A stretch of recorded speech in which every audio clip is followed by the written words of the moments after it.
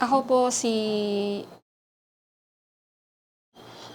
pinsan po ni, ah, way back 3 years ago, nang una kami lumapit kay Miss J dahil po sa nararamdaman niya na hindi po namin matuklasan kung ano po yung pinanggagalingan ng sakit niya. Although matagal na po siya nagsa-suffer, years na rin po siya nagsa-suffer na akala namin sa ngipin lang. Pero ano po, lumalala na siya paunti-unti. Hindi na rin namin natitrace kung ano talaga yung nagko-cause. Bakit lagi siyang may pain every night, every day, walang hinto yung pain na nararamdaman niya kahit nagwo-work siya. Na i-stop yung work niya, hindi siya makapokus dahil sa nararamdaman niyang pain. So nagpa-check up kami na na-biopsy yung unang nakapasa bibig niya o doon sa ilalim ng dila niya, nabukol. So benign naman po. So nag-undergo uli siya ng operation dahil kailangan daw po tanggalin, baka yun po yung nagkukos kung bakit siya nagkakaroon ng pain everyday. So yun, after po nun, pagkatapos siya magpa-opera po siya, ang nangyari po, after 2 months ng operation, 2 months or 1 month, I think, parang ganun, bumalik yung pain.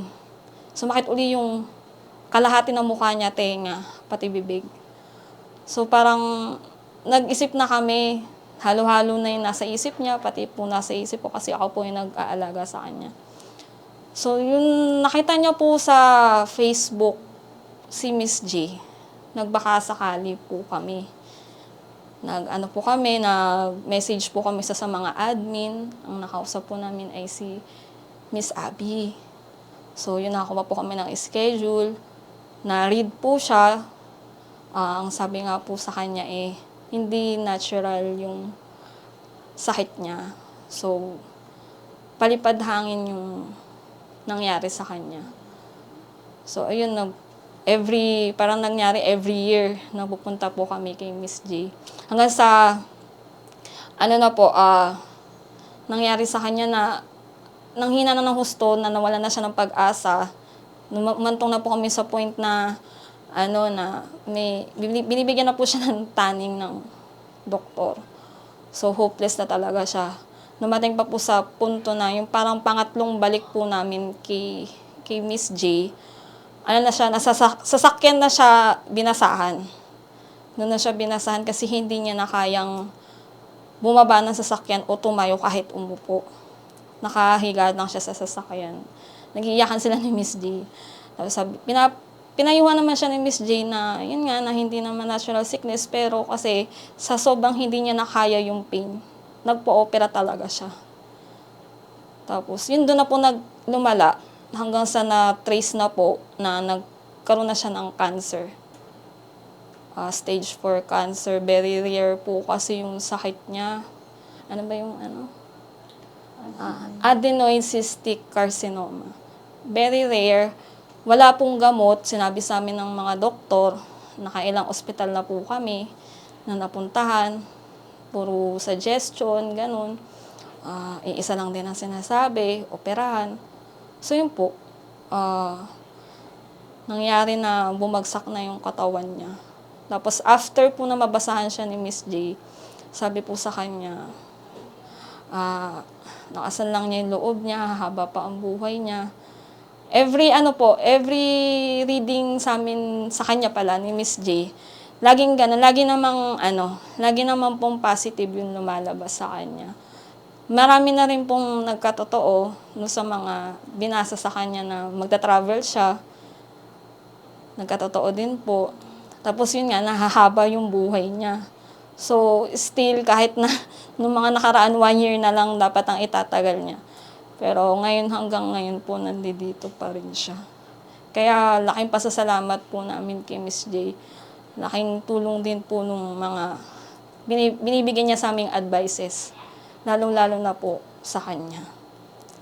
Na nag-guide po siya ng maayos sa buhay niya ngayon. So, yun nga po, advice ko lang po sa karamihan na nagkakaroon din po ng sakit, na lalo na ng case niya, tulad ng case niya, na meron po kasi talaga sa mundo na hindi nagagamot ng doktor eh. Hindi natitrace. Katulad nga po ng kanya, lahat kasi normal sa kanya. Kaya po sa may mga nakakaranas ng ganitong sakit sa kanya, o kahit na anong sakit po, tatagan nyo lang po yung loob nyo. Kumapit lang po tayo sa Panginoon. Wala naman pong imposible. Basta po tayo nandiyan dyan para sa Kanya at siya rin po ay nandiyan dyan para sa atin. Maraming salamat kay Miss J. Tawag kasi namin sa kanya Ate J. Maraming salamat sa kanya kasi kundi dahil sa kanya, si Jubel talaga hopeless na. Maraming salamat sa pag-encourage mo kay Jubel na lumaban. Tsaka pagbibigay ng advice kay Jubel, di mo po siya pinabayaan. Maraming salamat po.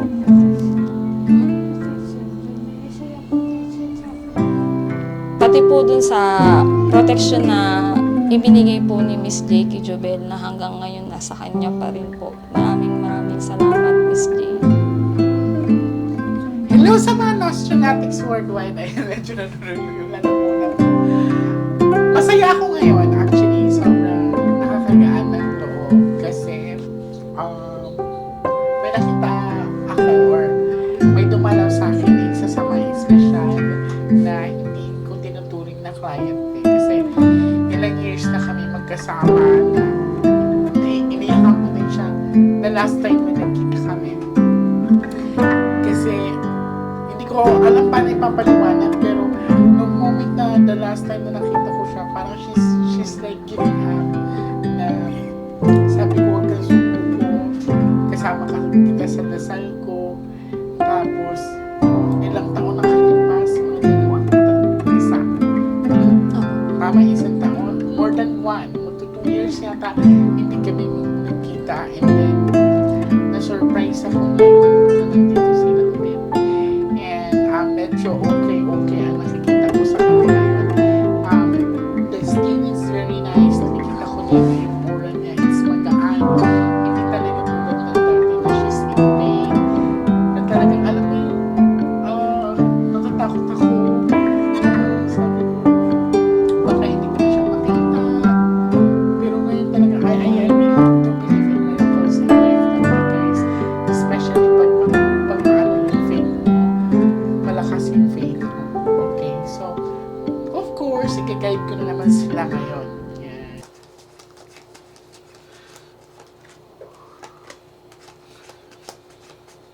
Huwag lang ito lumabas, ha? You know what? You make me proud din kasi hindi mo siya iniwan. You have alam mo yun, kasi hindi ko pwedeng questionin ang pagmamahal mo eh.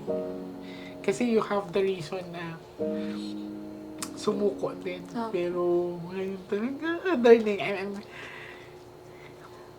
hindi talaga natin, hindi natin maipapaliwanag ang totoong pagmamahal. It's not about the money, it's not about the gender. It's about how you sacrifice and how you value the person. Sobrang nakaka-amaze lang kasi, di ba?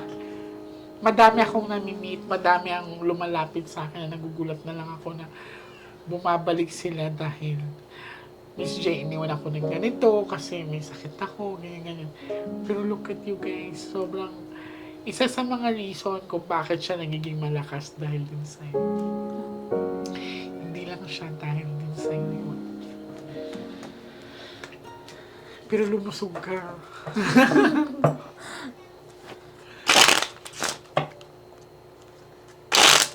Ayan, so abang-abang pala kayo mga Nostronatics worldwide sa gagawing project. Sana makahanap po ako ng producer kasi they are planning to make a series. Ay, ayoko muna sabihin. Ayan, so sana makahanap talaga ako na willing mag-produce sa gagawin kong project, and this is for you guys, sa mga Nostronatics worldwide, sa mga taong patuloy na nagtitiwala sa akin. Kaya hindi talaga ako nagsasawa. Please din, pakishare and like naman ang YouTube natin para naman madami tayong matutulungan. Pick one card, darling. Okay. So, this is you. Ngayon, hahayaan ko ang baraha. Pero mag-pray ka na lumabas ang ace o mag-pray kayo na lumabas ang ace of heart or ace of flower. And the diamond, of course, that's a sign of success kasi.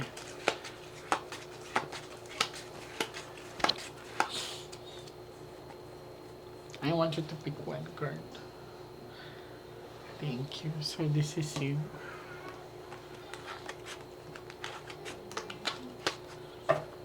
So, as a respect, sino ang magkakat sa inyong dalawa? Ikaw na. Okay. Ikaw lang yung magkakat. Cut the cards into 3.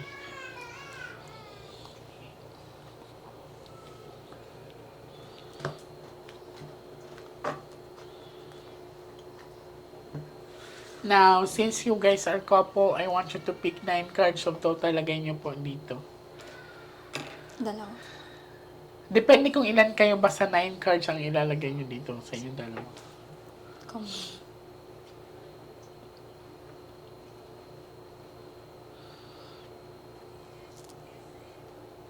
Sobrang nakaka-amaze, no? Kasi nare-resolve ko yung mga cases nila.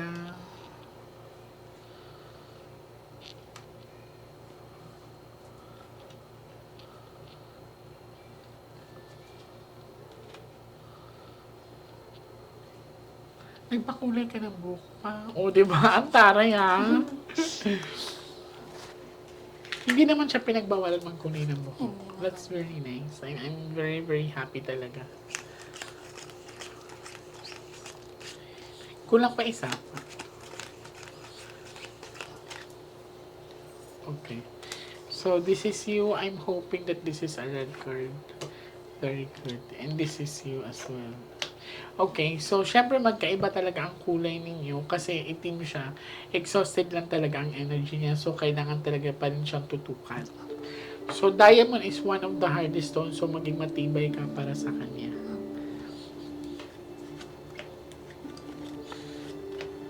Ace of heart. Sinagot ka. Congratulations. So, di ba sabi ko mag-pray kayo na lumabas ang ace of heart, darling. That will represents na mahaba pa talaga ang lifespan. I'm very, very happy. Yeah. So, actually, eto, halo kasi nangyari sa'yo, bibi. It's a rare case plus yung, hindi ko na maalala kung anong reading ko sa'yo before, pero, ayun nga, may babaeng talagang nag-ano sa'yo. Pero sa nakikita ko dito, unti-unti nang gumagaan ang baraha mo. Nandito ang Ace of Heart. Kung mababalikan nyo, sabi ko, mag-pray kayo na lumabas ang Ace of Heart or Ace of Flower. So, this is it. So, kailangan lang talaga siya ng monitoring lagi. Tapos, plus, ito, dahil saan ka nag-work ngayon? Okay. Ito, tandaan mo din to ha, kasi ito, maaring friends or kamag-anakan may tutulong sa'yo sa financial, sa inyong dalawa. Yan, pwede rin kayo sa business line. Wala ka nang dapat ipag-alala, sinagot ka ng baraha. Ace of Heart.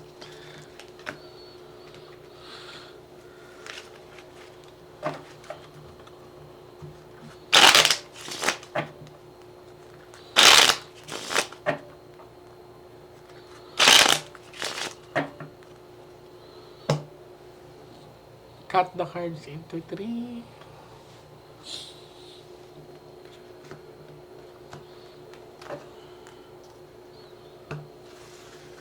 Kuha kayo ng 12 cards of total. Depende kung ilan kayo ba sa 12 cards.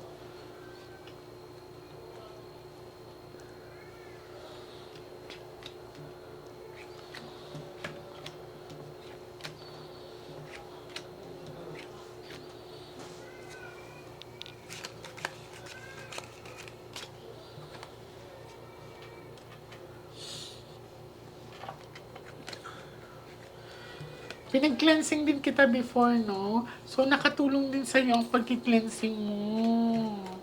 So, guys, in-advisean ko din siya or cleansing ko din siya before pala, naalala ko, medyo.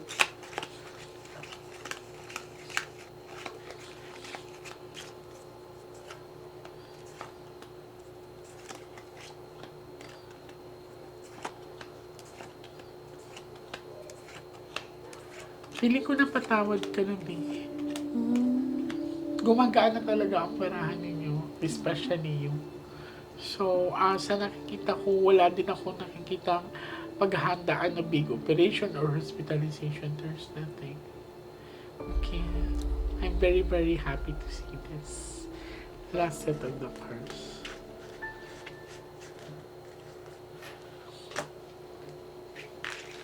Hindi nagulat ang mga doktor na nakasurvive siya. Nagulat po. Di ba? Kala nga daw po nila, wala na. Oo, kasi the last time din na pero sabi ko huwag kang sumuko kasi mahaba pa talaga yung lifespan mo. Kasi ibang-iba na itsura niya eh. As in talagang alam mo yun, na anytime, no? Kasi nakita ko siya, hindi na siya makagalaw. Opo. Inakyat ko na nga siya sa sasakyan at hindi ko siya nakilala nung nakita ko siya, di ba? Hindi ko siya nakilala. Sabi ko, ikaw na ba yan? Pero you know what? You make me proud din. Sobrang ang lahat ng tulong mo. Cut the cards into 3. Pati mga doctor is na-surprise na umabot ka Opo. pa. Opo. Ganun lang, B. And make yourself happy. Huwag ka may stress. So, kuha kayo ng last 6 cards of total. So, sa mga kapanood nito, ng kwento niya, is isa talaga to sa ipagmamalaki ko. Kasi talagang ang biyaya, ang himala ng Diyos is lagi nandiyan.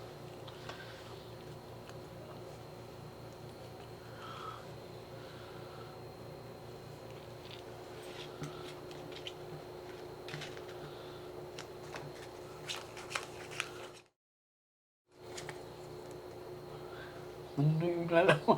Parang nararamdaman kita. Uy, ano na yung lalamunan ko?